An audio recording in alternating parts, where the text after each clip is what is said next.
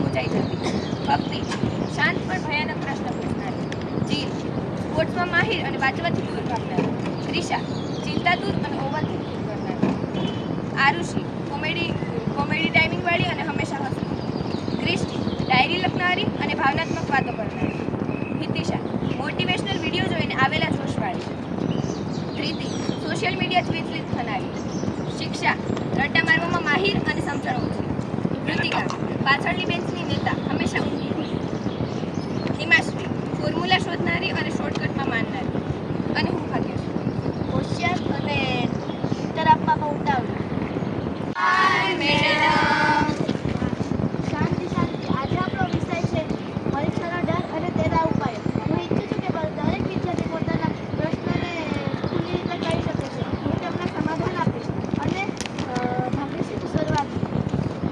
હું તો માનું છું કે ડરવાની કોઈ જરૂર નથી. જો આપણે આખું વર્ષ સિલેબસ પ્રમાણે 8 કલાક વાંચ્યું હોય તો દર એક પરીક્ષા એક ઉત્સવ બની જાય છે.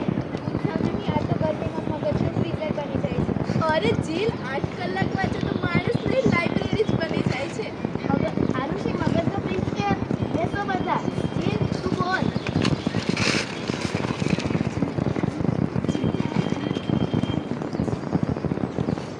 મેડમ મારો ડર અલગ છે.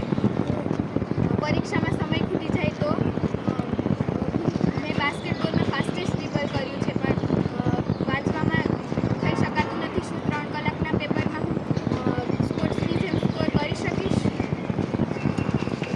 જીલ, મને તો એ ડર લાગે છે કે મેં જે વાંચ્યું છે તે હું ભૂલી જઈશ તો મારા પેટમાં અત્યારે 100 પતંગિયા ઉડી રહ્યા છે. હું તો વાંચતી વખતે પણ ડરું છું કે ક્યાંક હું વાંચવાનું ન ભૂલી જાઉં. મારો ડર તો કાલે રાતે જ નીકળ્યો. કઈ રીતે? મેં સપનામાં જોયું કે પેપરમાં બધા સવાલ ચોકલેટ જેવા હતા, મીઠા હતા, પણ લખાયા જ નહીં. પછી મેં નક્કી કર્યું કે ડરને હવે ડરથી જ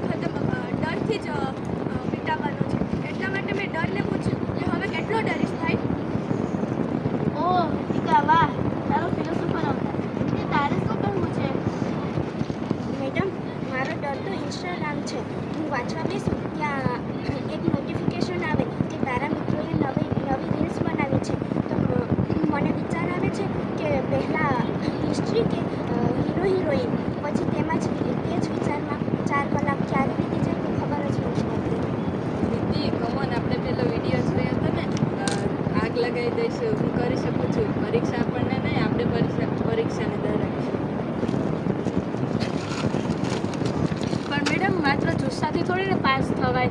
મેં તો છેલ્લા 1 મહિનાથી બધી જ નોટની ઝેરોક્સ કાઢવી અને તેને રટું છું.